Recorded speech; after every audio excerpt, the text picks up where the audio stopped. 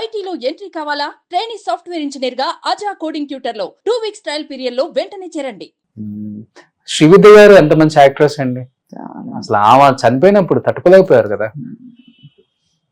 చేశారు మీ ఇద్దరు కూడా? చేశాను.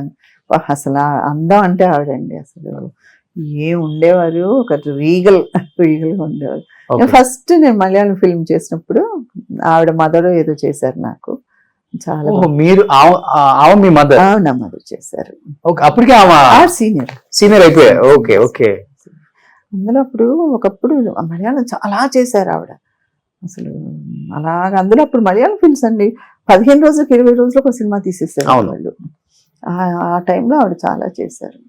ఆవిడ అదేదో పర్సనల్ దానివల్లే చాలా కష్టం పడ్డారని విన్నాను నేను. ఎలా ఉంటారు ఆఫ్ స్క్రీన్? ఎలా ఉంటారు శ్రీవిద్య గారు అసలు? చాలా బాగుంటారు. నేను I told you know I took a decision. Marriage అయిన తర్వాత నేను యాక్ట్ చేయకూడదు అనేసి మానేశాను. తర్వాత నేను బాబు పుట్టిన తర్వాత ఒక 1 year ఉంటాడు అనుకుంటా, ఆర్ 10 months బాబుని ఎత్తుకుని ఏదో చెన్నై నుంచి వస్తున్నాను, ఏదో ఎయిర్పోర్ట్ లో కలిసారు ఆవిడ శ్రీవిద్య. పిల్లలు లేరు కదా. ఆవిడ మా బాబుని చూసుకుని ఎత్తుకుని ఎంత ఆనందపడ్డారంటే అప్పుడు చెప్పాను, నువ్వు చాలా మంచి స్టెప్ తీసుకున్నావు, మ్యారేజ్ అయిన తర్వాత ఫిల్మ్స్ చేయలేదు, బాబుని కనేసావు, చాలా మంచి డెసిషన్ ఇదని చెప్పారు. అంటే ఆవిడ లోపల ఎంత బాధ ఉండి ఉంటది కదా, అవన్నీ జరగలేదు అన్నది. లవ్ మ్యారేజ్ కదా, sort of. Yes, love marriage. పిల్లలు లేరు. అది అంటే కొంచెం ఆ మ్యారేజ్ లోనే ఏదో ప్రాబ్లం అని అన్నారు. అవునవునవును. హెల్త్ ఇష్యూ చనిపోయారని, లేకపోతే సూసైడ్ కాదు, సూసైడ్ అయితే కాదు, న్యాచురల్ డెత్. ఓకే. చివరి రోజుల్లో ఫైనాన్షియల్ గా ఇబ్బంది పడ్డారు కదా కూడా? ఫైనాన్షియల్ గా ఆమె ఇబ్బంది పడలేదు, బట్ ఆమె అదే మీరు చెప్పినట్టు ప్రాపర్టీ అంతా తన పేరులో లేకపోవడం అలాంటివి ఏదో జరిగింది. సో అది కొంచెం దెబ్బతింటారు కదా సైకలాజికల్లీ. ఆమె అంటే ఆ ఉన్నాయన్నీ ఇచ్చేసారంట. సరే ఇల్లు ఉంది కదా అని లైట్ తీసుకున్నారంట. తీరా చూస్తే ఇల్లు ప్లేస్ ఆమె పేరు మీద లేదంటే ఇల్లు కట్టిందామంట. అలాంటిది ఏదో మనసు విరిగిపోయింది ఆవిడకి. దాని వల్ల మనసు విరిగిపోయింది అన్నారు. అదే విన్నాను నేను. టీ నగర్ లో పెద్ద ఇల్లు, ఇంకా తట్టుకోలేకపోయింది ఆమె అని చెప్పేసి విన్నా. So maybe heart attack, I don't know, నాకు తెలీదు. బట్ సూసైడ్ అయితే కాదు. ఇప్పుడు మీరు చేసిన యాక్టర్స్ అందరూ ఇప్పుడు అక్కడే ఉన్నారు కదండి, చెన్నైలోనే ఉన్నారు. ఇంకా ఎప్పుడన్నా వెళ్ళినప్పుడు ఫోన్ లో కూడా హై బై కూడా ఉండదు. బాబు పెళ్లికి కూడా ఎవరిని పిలవలేరు. నాలాగే రిటైర్ అయిపోయిన ఎవరో ఒకరో ఇద్దరితో మాట్లాడతాను అంతే కానీ ఇంకా యాక్టివ్ ఉన్న వాళ్ళతో ఎవరితో లేదు. బాబు పెళ్లికి కూడా ఎవరిని పిలవాల. ఒక్క ఫ్రెండ్ ఉంది సత్యకళ అని, ఆవిడ కూడా కొంచెం తమిళ మలయాళ సినిమాలు చేశారు. ఆవిడ నాకంటే ఎక్కువ, అంటే ఆవిడకి ముందు నుంచి అసలు ఫిల్మ్స్ ఇష్టం లేదు, ఏదో అలా చేశారు, మ్యారేజ్ చేసుకొని సెటిల్ అయిపోయారు. ఇంకా వాళ్ళ ఆయనకు కూడా ఇష్టం లేదని అసలు తల పెట్టరు అనమాట. ఆవిడ ఒక్కటి సింగిల్ నాకు అక్కడి నుంచి ఫ్రెండ్. ఇక్కడ నుంచి వైవిజీ గారిని, అక్కడి నుంచి ఆమెను పిలిచాను అంతే. సో ఇప్పుడు ఎప్పుడన్నా కలిసినప్పుడు ఏదన్నా ఫిలిం సంబంధించిన ఫెస్టివల్స్ కి మన యాక్టర్స్ ఎవరన్నా చూసి గుర్తుపట్టడం, ఎలా ఉన్నారు అడుగుతారా ఏమన్నా? అంటే హీరోస్ ఎఫ్రైన్ చూసినప్పుడు మాట్లాడతారు, ఏమైపోయావు అంటారు, అంతేగాని ఎక్కువ నేను అక్కడ కూడా కలవను. నేనేదో గుళ్ళు గోపురాలు తిరుగుతూ అలాగే ఉంటాను. ఓకే. ఇది కాకుండా ఎక్కువ సేవాసమ ఇవి కూడా ఉన్నాయి అన్నారు. నేను ఆర్ఫాన్స్ ఏదో పెట్టాను, చేస్తున్నారు. ఎన్జిఓ చాలా కాలం నడిపాను. ఇప్పుడు ఈ మధ్య ఒక 4-5 years గా లేదు, చేయట్లేదు. అంత చాలా మంది పిల్లల్ని చదివించి వాళ్ళందరూ బాగా సెటిల్ అయ్యారు. ఓకే. ఎంతమందిని చదివించుంటారు? నేను 50 మంది. నా పిల్లల్లో 6 మంది 7 మంది కానిస్టేబుల్స్ అండి. తెలంగాణ మనకి ఇబ్బంది లేదు. అదే అనుకుంటా. ఒక రోజు అందరినీ ఒక యూనిఫామ్ వేసుకుని నేను మధ్యలో నిలబడి ఒక ఫోటో తీసుకుందాం అనుకుంటున్నాను. చాలా మంది, ఒక 5-6 మంది ఇంజనీర్స్ అయ్యారు, hotel management, everyone is settled.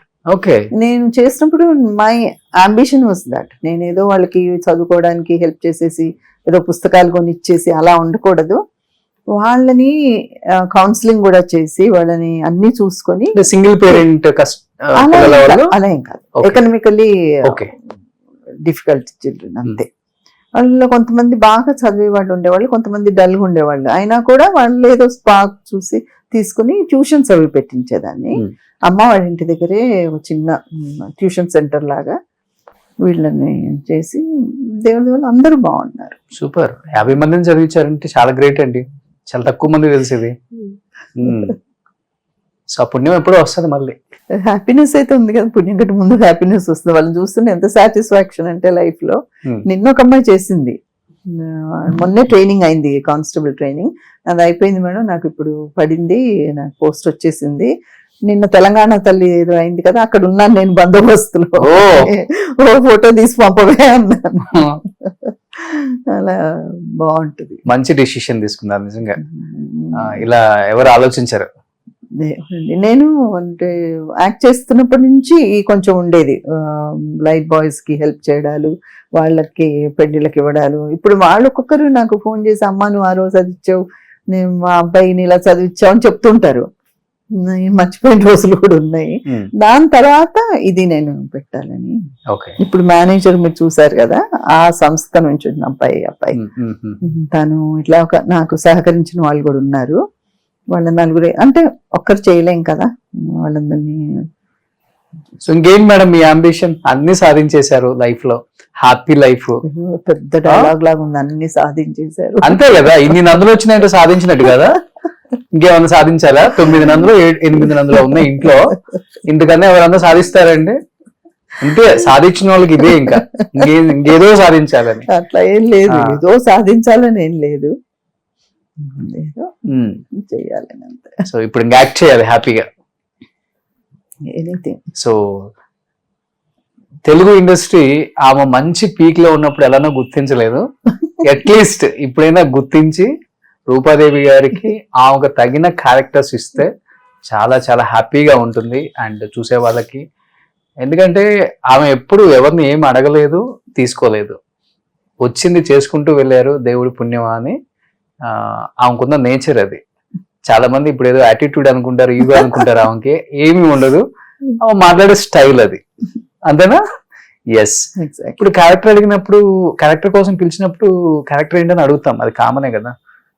So interview మీరు మేము అడిగినప్పుడు ఏ ఛానల్ కన్నా అడుగుతారు కదా, సేమ్ అంతే అది కూడా. సో సో మంచి మంచి డైరెక్టర్స్ ఉన్నారు నిజంగా. మన డైరెక్టర్స్ అందరూ ఒక్కొక్కరు ఒక్కొక్క డైమండ్ అండి. తెలుగు వాళ్ళకి ఇప్పుడు బాగా ఇంపార్టెన్స్ ఇస్తున్నారు. రీసెంట్ గా చూసుకుంటే కొరటాల శివ గారు దేవరా అని అంత పెద్ద సినిమా తీసి అందరూ తెలుగు వాళ్ళకి మంచి ఆఫర్స్ ఇచ్చారు. లైక్ ఉన్నారు, కైండ్ ఆఫ్ డైరెక్టర్స్ ఉన్నారు. కాబట్టి రూపాదేవి గారు, మీరు ఊరికే చెప్పడం కాదు, మీ రూపం కూడా అలానే ఉంది కాబట్టి మంచి మంచి అమ్మ క్యారెక్టర్స్ చేయొచ్చండి. మన హీరోస్ కి అమ్మగా మిమ్మల్ని మేము త్వరలో చూడబోతా ఉన్నాం బిగ్ స్క్రీన్ మీద. ఆ చూసిన తర్వాత సక్సెస్ మీట్ లో ఒక ఇంటర్వ్యూ చేద్దాం, ఓకేనా? మీ అభిమానానికి చాలా థ్యాంక్స్. Thank you. అభిమానం అంతే. అందరూ ఇప్పుడు బాగుంటున్నారు, ఎవరు అలాగా హెల్త్ గురించి కాన్షియస్ గా ఉండి అన్ని చూసి అందరు ఆర్టిస్టులు కూడా, అందరూ యాజ్ అన్ ఆర్టిస్ట్ మాకు కొంచెం రెస్పాన్సిబిలిటీ కూడా ఉంటుంది, that we have to be presentable. మీ టైంలో ఉన్న ఆర్టిస్టులు చెడిపోయిన వాళ్ళు కూడా చూసాము పాపం. హెల్త్, అందరి అభిమానం, దేవుడి దయ. దేవుడి దయ ఉంది కాబట్టి మీరు మళ్ళీ స్క్రీన్ మీద యాక్ట్ చేస్తారు డెఫినెట్ గా. Thank you so much. మన వాళ్ళు కొంచెం కరుణించి కనుకరించి మన తెలుగు వాళ్ళని గుర్తించి స్క్రీన్ మీదకి తీసుకొచ్చి మా అందరికి చూపించాలని మనస్ఫూర్తిగా కోరుకుంటున్నాం. And thank you so much Roopadevi garu. My pleasure. చాలా టైం ఇచ్చి మంచి మంచి విశేషాలు షేర్ చేసుకున్నారు. So really I'm very happy అండి. మా వాళ్ళు కొంతమంది చెప్పారు అబ్బాయికి చాలా మంచి పేరు ఉంది, ఇంకొక అమ్మాయి కూడా ఉందంట మీ సుమన్ టీవీ, పేరు సరిగా నాకు తెలియదు, నేను మరీ అంతగా చూడలేదు. వీళ్ళిద్దరికి చాలా మంచి పేరు ఉందని చెప్పారు. అంటే నేను అదే అనుకున్నాను, ఎందుకుంది అని అంటే మన కృషి ఫలితం. అదే నేను రీచ్ అయిపోయాను అని అనుకోకుండా మీరు కూడా అలాగే ఉండాలని మీకు అలానే ఉంటాం కోరుకుంటూ దేవుడిని ప్రార్థిస్తున్నారు. థ్యాంక్ యూ సో మచ్ అండి. Thank you so much.